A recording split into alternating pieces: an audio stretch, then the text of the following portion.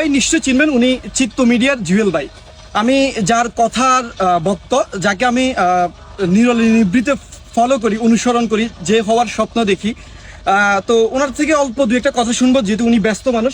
আচ্ছা ভাইয়া, এত সুন্দরভাবে এত গুছিয়ে কিভাবে আপনি কথা বলেন?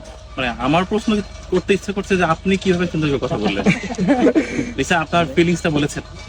পৃথিবীর প্রত্যেকটা মানুষই সুন্দর করে কথা বলতে পারে, যদি তার হৃদয়ের কথাটা মুখ দিয়ে বলতে পারে।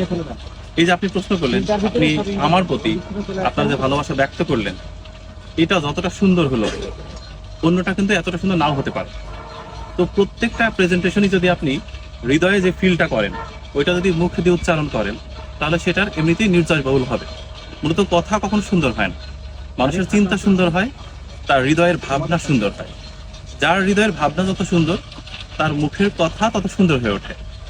তাই আসলে কেউ কারোর আইডল হবে এমনটি ভাবা উচিত না। এবং আপনি আমার হওয়ার স্বপ্ন বা আপনি আমার মতো হওয়ার চেষ্টা করেন না, আপনি নিজে কিন্তু অনেক বেশি ভালো আমার চেয়ে। এটা হচ্ছে প্রত্যেকটা মানুষকে আল্লাহ হচ্ছে এমন ভাবে তৈরি করেছে যে তার সাফল্যের সর্বোচ্চ চূড়ায় সে এমনিতেই যাইতে পারবে। কিন্তু বেশিরভাগ ক্ষেত্রে হয় কি, আপনি যখন আমার চিন্তা করবেন বা আপনি আমার কাজ নিয়ে চিন্তা করবেন, তখন কিন্তু আপনার স্বাভাবিক চিন্তার কোথাও যেন একটা মার্জিন তৈরি হবে। কারণ আমি অনেক কিছু করি না, আপনি তখন দ্বিধান্বিত হবেন। বরঞ্চ আপনি মুক্ত পাখির মতো কাজ করেন, আপনি আপনি হয়ে ওঠার চেষ্টা করেন, তখন দেখবেন এমনি আপনি আমার থেকে অনেক দূরে চলে গেছেন, অনেক ছাড়িয়ে গেছেন। Thank you.